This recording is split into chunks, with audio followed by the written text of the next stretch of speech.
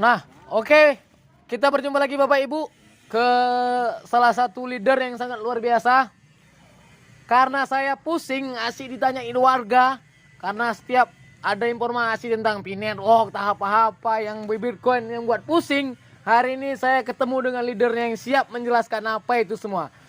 Selamat sore Pak. Sore. Tolong Bapak jelaskan dulu apa pengertian itu. Saya udah pusing kali ini. Asik ditanyain warga. Katanya bisa dapat mobil segala macam.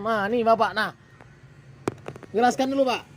Tadi soal Pi apa soal cryptocurrency dulu? Dua-dua Pak. Mana yang lebih ini? Ya. Ada soal Pi, ada soal cryptocurrency. Kripto.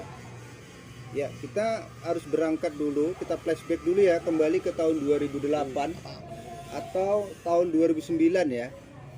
Jadi kalau kripto itu awalnya dibuat oleh seorang yang sehari ini sangat misterius ya. Dia misterius, itulah namanya Satoshi Nakamoto. Satoshi Nakamoto itu menciptakan yang namanya Bitcoin. Nah, kemudian pada tahun 2009 ya baru kemudian memiliki harga. 2010 harganya terus naik, 2011 sampai puncaknya 2016 itu harganya sudah sampai ratusan ribu ya pada waktu itu kalau di IDR kan ya atau rupiah. Nah, jadi sekarang pertanyaannya adalah kan siapa sih Satoshi Nakamoto itu? Ya, dia ini kan masih misterius. Ya, kalau kita searching pun di Google nggak ketemu sosok orangnya. Tapi dia sesungguhnya ada. Tetapi tentu saja berangkat dari pengalaman itu bahwa jauh sebelum memahami tentang koin Pi, kayak kira-kira gitu ya. Nah, koin Pi baru dirilis ya. Kita bisa menambang dengan menggunakan handphone tahun 2019. Ya, koin Pi ya. Sampai hari ini koin Pi juga belum mainnet. Tetapi ketika mainnet nanti tentu saja koin Pi akan memiliki harga. Oleh karenanya ya jauh sebelum kita kupas tentang koin Pi Network ya, kita harus paham dulu tentang Bitcoin. Ya, Bitcoin Satoshi Nakamoto. Pi Network ini dibuat oleh Nicholas Kokalis. Nah, kemudian sebelum ada Pi Network juga sudah ada yang namanya Ethereum. Nah, Ethereum itu adalah yang membuat namanya Vitalik Buterin ya. Dan dia mentor dia soal cryptocurrency ya. Belajar blockchainnya juga sama Nicholas Kokalis. Maka kita penuh keyakinan Nicholas Kokalis ini jangan-jangan, ini dia ya, jangan-jangan adalah ya mungkin samaran dari si Satoshi Nakamoto. Kenapa begitu? Nah, kita harus mengkajinya dalam-dalam ini ya.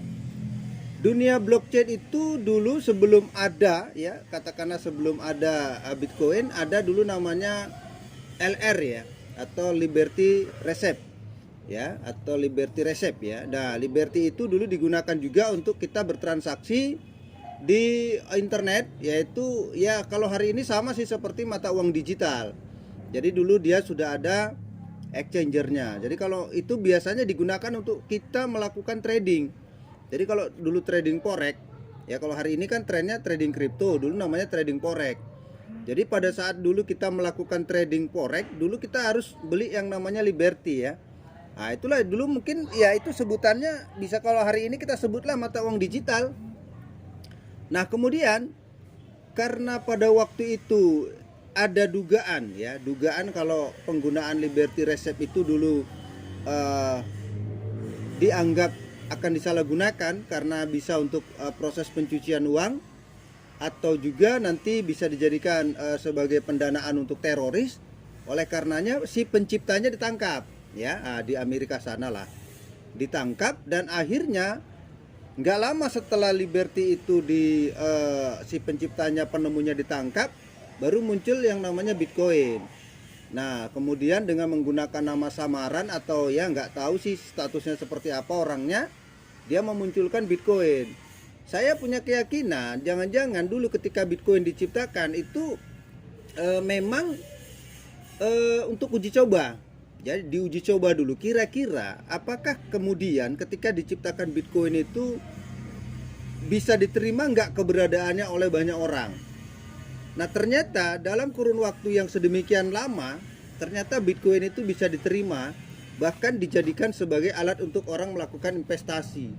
Dan hari ini, ya tentu saja kalau dari 2009 harganya masih ya katakanlah 50 rupiah, tapi hari ini harganya sudah gila-gilaan, sudah ya saat video ini kalian rilis harganya sudah sampai sekitar 800 jutaan ya. Nah, jadi kan berarti keberadaan Bitcoin itu diterima.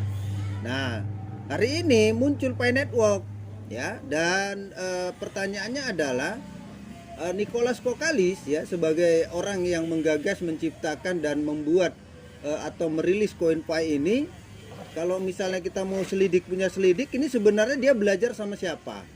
Ya, dia belajar sama siapa dan dia punya tingkat kejeniusan otaknya, kemudian dia pintar dan dia cerdas, bisa menciptakan blockchain, kemudian bisa membuat Pi Network ini menambangnya lewat handphone ya.